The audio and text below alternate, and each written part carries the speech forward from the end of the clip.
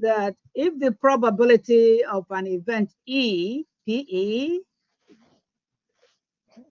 probability of event PE, probability of an event E, an event is, any event can be labeled anything.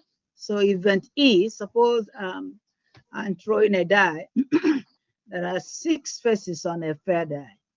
So if I throw 1, I can call 1 probability of event E. If I throw 2, probability of event B, whatever I call it. But anyway, so the probability E is depicting something. Anyway, the important thing is that the rules of probability says that probability cannot be negative, cannot be less than 0, and it cannot be greater than 1. In other words, if you draw a number line, probability can be 0, probability can be 1, but probability of any event is not allowed to be greater than 1. Also, probability of any event, probability of event X is not allowed to be less than 0. Another way of saying that you cannot get a negative probability. If you do, it's a mathematical fallacy. Also, you cannot get a positive, a number greater than 1. So suppose you finish solving a probability problem and you have 1.2. That probability is wrong, can never be. It's a mathematical fallacy. So probability has to range from 0 to 1. The sum of all the probabilities must be 1. So there are the sum sigma of all the probabilities of X must be equal to 1. That is why we say that area under the normal curve is 1. The total probability is 1. All right, so we're not going to talk about so many things. We're just going to talk about important things. So probability model, what I'm going to do from now, since that we have defined the probability, what I want to quickly do now is go to practice tests, and so we can see some examples and talk about some examples of probability and see how we can answer the questions. All right, so I'm going to come to that practice test. Event is less than or equal to 1. There are 2 important probabilities. You cannot miss it because we carry it from now to unit 4. So summation of all the probabilities of event E is equal to 1, can never be more than 1. So that is what this table is showing us. That's what the table is trying to show. But so the table is trying to show that if I add all the probabilities, I must get 1. If the probability, if the sum is not equal to 1, then I'm going to 5 though. If the sum of all the probabilities is not 1, then it is not a probability distribution. Okay, so let's look at this. And maybe we need to, if this is from one bag, if this is from one bag and I add all the probabilities and the sum of all the probabilities of the colors is not equal to 1, then it is not a probability distribution. So I just take this, that this is a probability distribution until I add them up and they are not equal to 1. That is the meaning of the sum of all the probabilities must be 1. It doesn't matter if it is the sum of qualitative variable. This is qualitative because brown, yellow, orange addition may not make sense, but still. Okay, so if I add all this up, okay, let me get a calculator so I can demonstrate the sum. So there should be no negative probability. So there is no negative probability. If I'm told to test the rules of probability, I will test this table and say there is no negative probability. Therefore, rule 1 is correct. Then let me test rule 2. Rule number 2. Rule number 2. So rule number 2, I want to add all the probabilities. 0.13 plus 0.14 plus 0.13 plus 0.24 plus 0.2 plus 0.16. All right, if I did the addition correctly, if I add them up, the answer must be 1. If the answer is not 1, then the distribution is not a probability distribution. So this is the first thing we need to cover today. Knowing there are 2 laws of probability and knowing how to apply them. So we learned that the probability of an event is between 0 and 1. In other words, probability can be anything between 0 and 1. The probability of event can be 0.3, 0.1, 0.999, but it cannot be more than 1. If the probability is 1, we'd say that the event is certainty. It's a certainty. It must happen. If the probability is 0, we say that the event, the probability of the event happening is 0. It cannot happen. It's impossible, uncertain. So, so this describes, explains the laws of probability, and that is the first section, section 5.1. There are so many things in section 5.1. We're not interested in them because there's a lot of things we have in the book, but we are following what is in the syllabus. So in our syllabus, well, the only thing we need to know is probability rule and apply it. So we have known the probability rule is between 0 and 1, and if I'm given a table, I should be able to say if the table is a probability distribution or not. If none of the probabilities is negative, and if the sum of all the probabilities is 1, so we know, hopefully we know 5.1, the first one. Addition rule. So we're going to the next thing we need to know. So what in the world is addition rule? So number 2 for 5.2, and I want you to know that 5.2 contains more things, but I'm not required to be reading every PowerPoint. There are some that the students can read. The most important thing in 5.2 says that there are 2 kinds, let me say addition rule. Let me just addition rule. Addition rule. So there are 2 kinds of addition rule. Rule number 1. Addition rule number 1.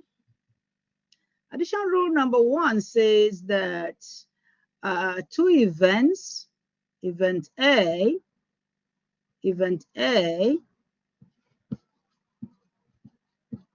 and event B are mutually exclusive,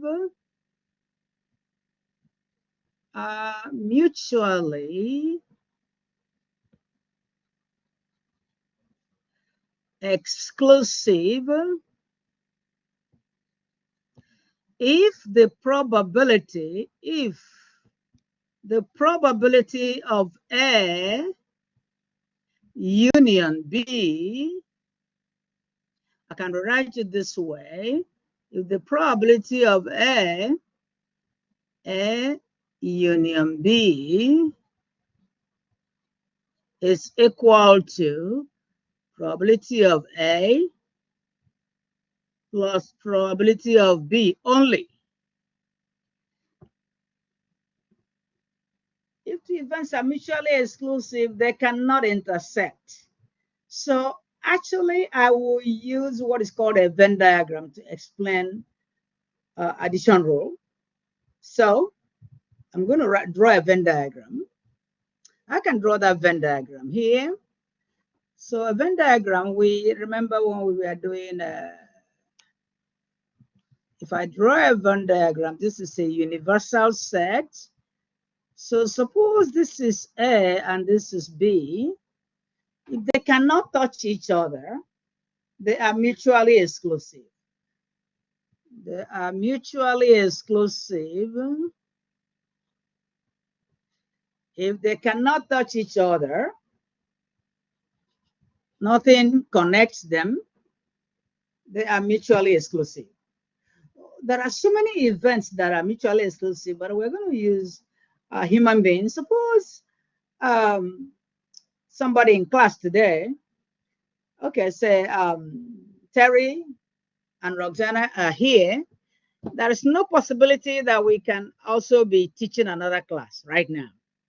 The probability that Terry and Roxana or any of us is teaching another class when we are already teaching this class at this moment are not connected. They cannot happen. It's impossible. So they are mutually exclusive. We can only be teaching one class at a time. If we are supposed to be teaching one class at a time, then we are teaching one class at a time. So I'm going to use just myself. So there are things in the real world that are mutually exclusive. A whole lot of things. If a car, the model of a car is done, a car is done by Toyota, the same car cannot be done by what's the name of the other? What's the name? There are so many of them. Ford. So it's either made by Toyota or made by Ford. It cannot be both Ford. A car cannot be made by Ford and Camry at a time, or Toyota at a time. So the make of a car are mutually exclusive. There's no way you can ever go to school and say, okay, I have to register my car. My car is made of Ford and Toyota. No, they will be looking at you as if you're mad. So that should be mutually exclusive. So statistically, in probability, if two events are mutually exclusive, they cannot happen at the same time. And one of the probability rules called addition rule says they are mutually exclusive. And another name is disjoint. If two events are mutually exclusive, they are disjoint. Another name for mutually exclusive. So this is rule number one. There is no intersection. Even if somebody creates an intersection, I'm going to get this. Even if somebody creates an intersection, the intersection, okay, let me see if I can get this off or move it out. Okay. All right. Suppose I have, all right.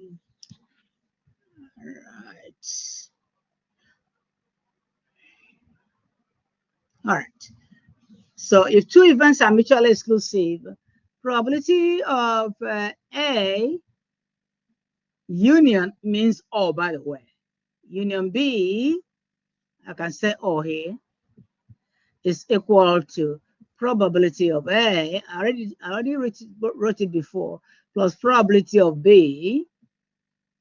Even if somebody says minus the intersection, probability of B, A intersection B,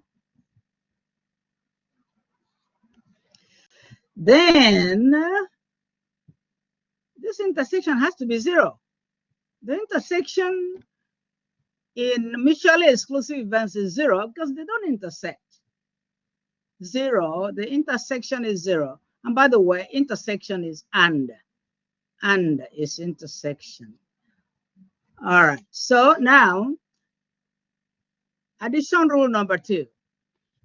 When we answer this addition rule, when we finish addition rule, we go to a practice test and try to do some problems. on addition rule. Addition rule number 2. There are 2 addition rules. Addition rule number 2.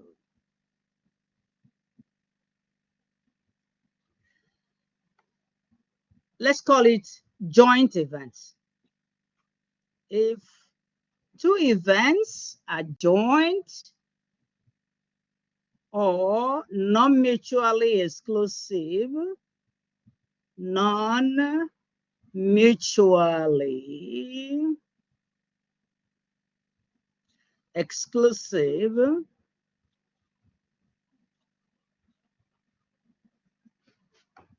then we can say that 2 events obey addition rule number 2.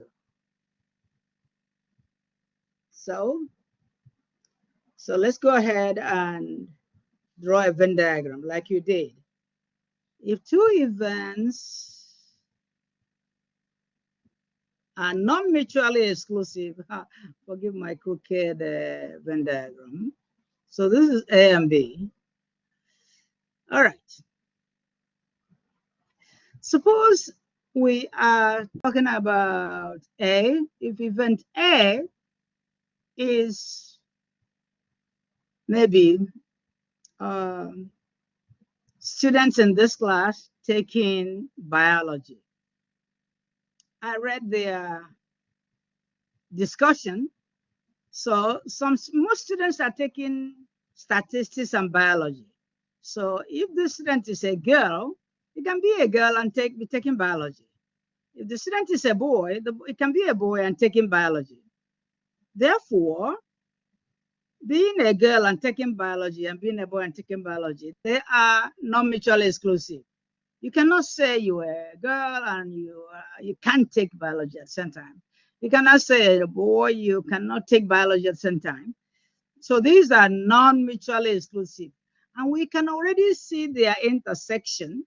We can already see their intersection. So there's an intersection between them.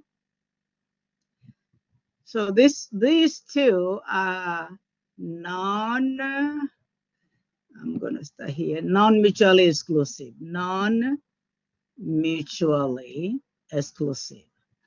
Because their Venn diagrams is intersection. So non-mutually exclusive are called joint events, and they are also called probability rule number 2. How can I demonstrate that using my, okay, I can demonstrate that using my,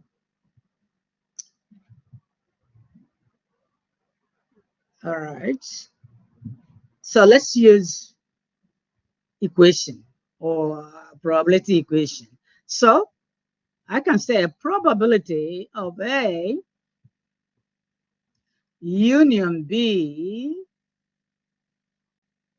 in a non-mutually exclusive event is equal to probability of A plus probability of B minus probability of A and B and its intersection. Like I said before, anytime you see union, it is or, and or always means addition and means multiplication. When we are coming to that, and means multiplication. So we have drawn a diagram to show non-mutually exclusive events. We have just given an example, or well, let's call it a Venn diagram and equation. So let's do example. Until we do an example, we will not know how to. So we did probability rules, and we used the table to show example. So let me see if there's a quick example in chapter 5. But where I'm going to go anyway, I'm going to see if there's a Venn diagram quickly. Let me see if there's a Venn diagram we can use. If not, I'll use my own Venn diagram. it's important that every student reads this. That's a lot to read here, but we really don't have all this lot time to cover all this. We have, yes, okay. So I see a Venn diagram, and the Venn diagram, okay. So the Venn diagram is actually in PowerPoint number 45. So you can see that this is for mutually exclusive events. They don't meet. And then if I'm not going to start, we haven't done calculation, so we're going to do calculation very soon. All right, so this is an example I just gave. An event, or if two events are disjoint, this is the formula. I just wrote that. And by the way, you can use any letters. You can use any letters in your, there could be three of them, there could be three of them. Three can be disjoints. All right, so the law of the addition rule, that's what they are writing here, but we really need to use an example. Let me see, that's another Venn diagram, because, okay, yeah. Now I just explained another probability. The important thing, there are two of them, the important things, there could be disjoint or joint. So this is an example of joint. And this is the formula for joint. So I just want you to know that the formula for joint, you don't have to know the formula sometimes. Maybe if you know that if they have an intersection, then they are joint. And they are not mutually exclusive events. And then that's called the probability rule 2. And by the way, you can call any of them 1 and 2.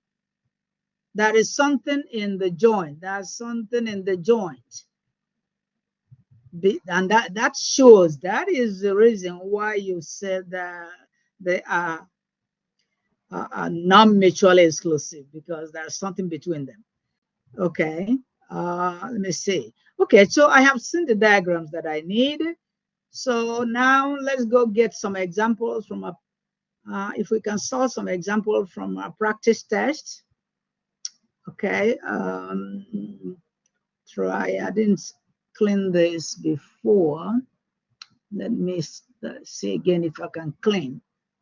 There's anything that can clean it, and then we can see. Let me see. I know why. Okay. Whatever I can clean, that's fine for me.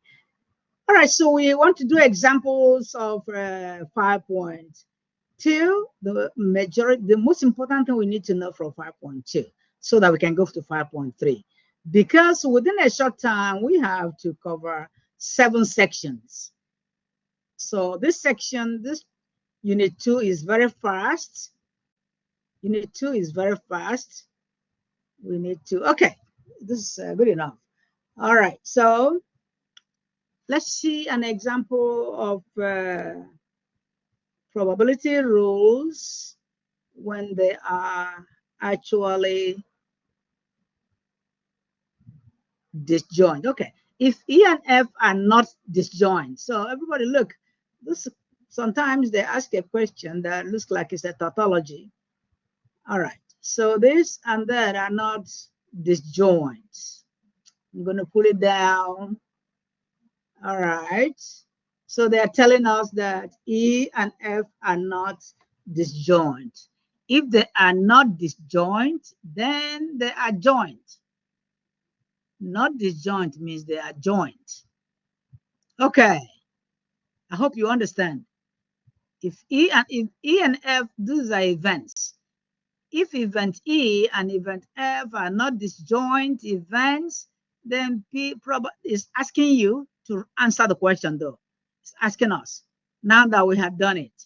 Then what is the probability of E or F? In other words, what is the probability of event E union F happening at the same time? Remember, the question told you already that they are not disjoint. So they are joined. So you will, if you can, explain the probability with your diagram. It's always good to explain the probability with a diagram if you can. You draw a Venn diagram. A picture tells 1,000 words, even more than 1,000 words. So I'll call this one E, and I'll call this one F. All right. And this disjoint shows point of intersection. Okay. By the way, I am told that they are joined because I see this is what I say tautology, because they could have asked us if A, E, and F are joined. Why are they saying not disjoint? That is, so you can rewrite the question by yourself. If E and F are joined, that's better for me. All right, no problem. You can figure that out. So I can write the formula for myself. Probability rule, I can call this probability rule number 2, says if E and F union, probability of E union F is equal to probability, come on, get out, probability of E plus probability of F. Then you have to put the intersection. This is F here.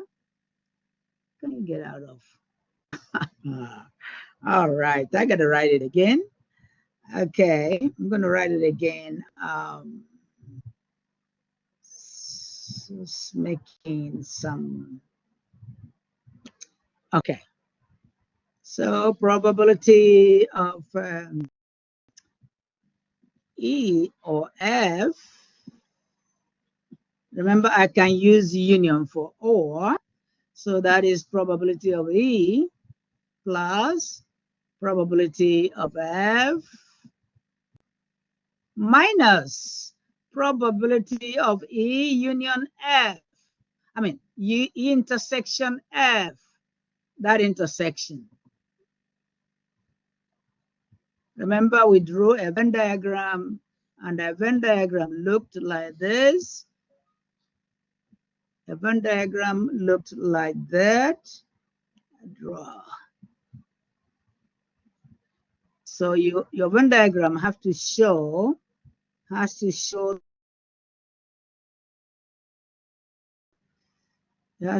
their intersection. Just no, anyway, I just try and minimize this and see if it's going to be better, because this board actually don't want me to write. Okay, so anyway, I'm going to check this answer now and find out which one is this. Which of my answers says P intersect P union union F is equal to PE plus PF, probability of F,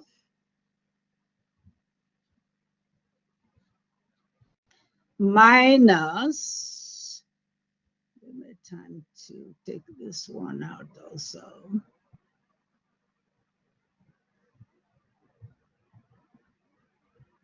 All right, minus probability of A intersection F. E intersection F, remember it is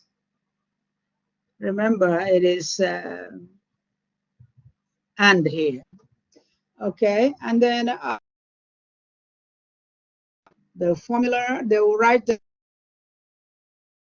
things there to confuse you.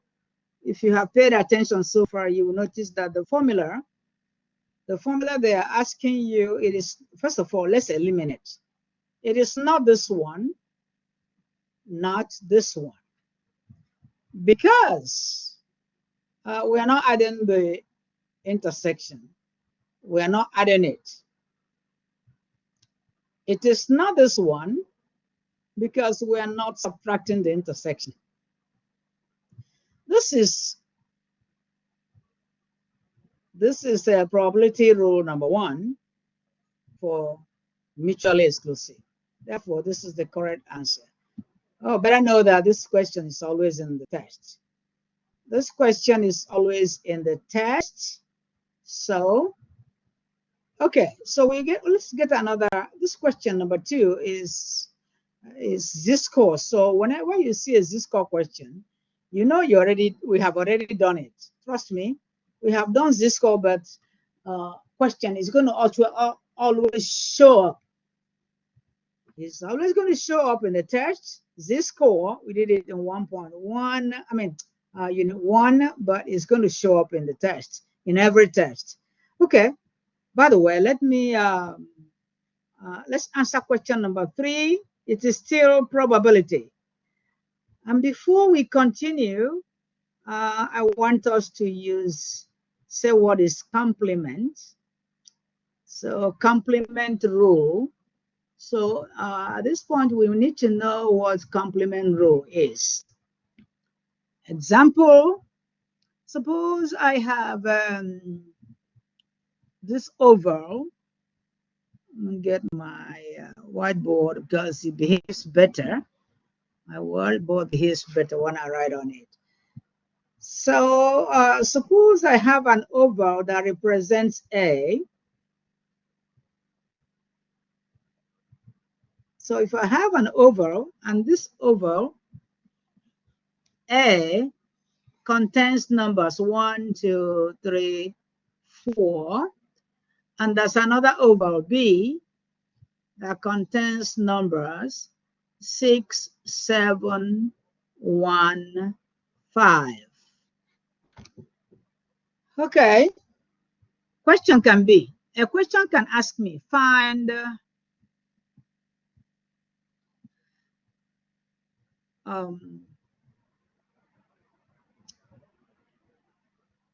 A union B complement C. Okay, so no problem. I'll find A union B. So if I find everything in A and B, the complements are things that are not in A and B. And I haven't even defined the universal set. So if I don't define universal set, you will not know what to say. So I am going to first of all define a universal set. Suppose I say that the universal set is another one, E, such that it starts from, it's a set. So it's a set, I'm using set notation. So I'm going to say that it is 1, 2, 3, 4, 5, 6, 7, 8, 9, 10. Oh, just let me stop at 9. So if I'm trying to find in A union B, so I just find A union B here. A union B will be everything in A and everything in B. Everything in A and everything in B. So if I get A union B will be everything in A and everything in B. Okay, remember this is the universal. This one defined it all. So I can start 1, 2, 3, 4. They are in A and B. 1, 2, 3, 4, 5, 6. I just have to do one time. And then 5, 6, 7. 5, 6, 7. And this is A union B. This is A union B. All right. Now, if I am told to find agreement, but they are in the same union, it will be everything that is not here, but is in the universal set. So A union B complement, A union B complement will be everything that is not in A union B, but it's in the universal set. So is there anything in the universal set that is not in A union B? Yes, there are 8, and 9, the complement. Okay, so let's go to answer the questions on the board. Questions on the, we're going to be using set anyway. Some people don't like set, but it's not bad. So we're going to be using set notation to define. Remember, we started with a Venn diagram. In Venn diagrams, you use set. So question number 3. So we are given that S is a probability experiment is conducted in which the sample space, whenever you hear sample space in this class, in this unit 2, it means population. Okay? Sample space is population in probability. What is the sample space? What is the population? So, another way of saying universal set. Therefore, universal set is S. Okay. Okay, then they defined an event E. So let's see if there's any other thing. Assume each outcome is equally likely. Equally likely means everybody has equal opportunity to be selected. Equally likely, in other words, selection of 1 is as good as selection of 2. The probability of selecting a 1, let's count it. How many do we have in the universal set? 1, 2, 3, 4, 5, 6. So there are 12 of them. So the probability of selecting a 3 is 1 out of 12. Probability of selecting a 4 is 1 out of 12. Okay, so selecting any of them is equally likely. Outcome is equally likely. Okay, now question says find E complement. Very easy. It means find everything that is in the universal set, but they are not in E. Find E complement. E exponent C. I want you to know that some books, just in case you open your test and see E prime implies E complement. But sometimes the book says E prime. When you see E prime, it means E complement. E prime and E complement are the same.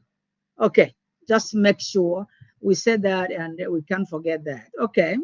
So now I am going to pull up my whiteboard, sorry. My whiteboard. Put it down, bring up whiteboard. Come up here. And then I am going to clean some stuff here out of there. And then let's answer the question, but you don't even need any, it's an easy question, but I want to make sure I answer it on a clean board. The other board is not really clean because sometimes it won't let me clean it. All right, so I'm getting this out, and then I'll answer question. What am I doing now? We talked about complement. We want to do an example. We talked about probability rule. We did an example. We talked about addition rule. There are 2 of them. You must know the 2 addition rules. What are they? One is mutually exclusive. You need to know the diagram. You need to know how to explain it with Venn diagram. You need to know how to explain it with equation. You need to identify a question that is mutually exclusive. And you need to be able to identify a question that is non-mutually exclusive. Okay, and you notice that we are summarizing, we have already summarized section 5.1, 5.2, and 5.3 right now, because that's the only way we can do all this within two classes. All right, so I am trying to take away. So now I get my pen. I get my pen and take away everything that is in. So note these things are in my event E, and I'm told to find E complement. So what I'm going to do is go here. I cancel whatever. 5 is in E. I'll cancel 5 here. You can do it any other way. I like slashing it out. 6, cancel 6. 7 is here. When I finish, the ones that are not slashed out belong to the E complement. So, okay, I took 8 out here. 9, I'll take 9.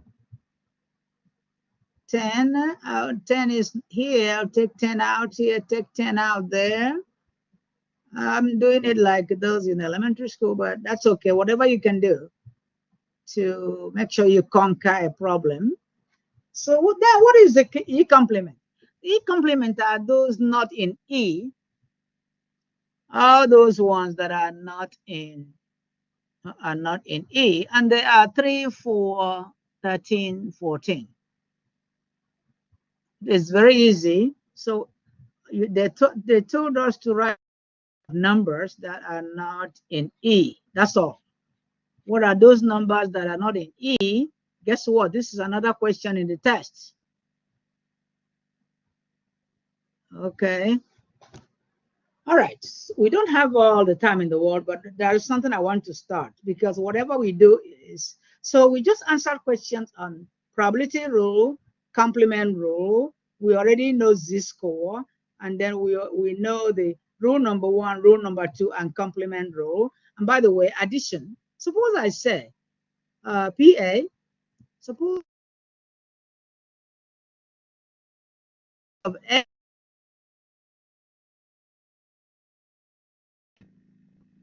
What is wrong with you? Okay. Suppose I say find the probability of A. This time I'm saying and probability of B,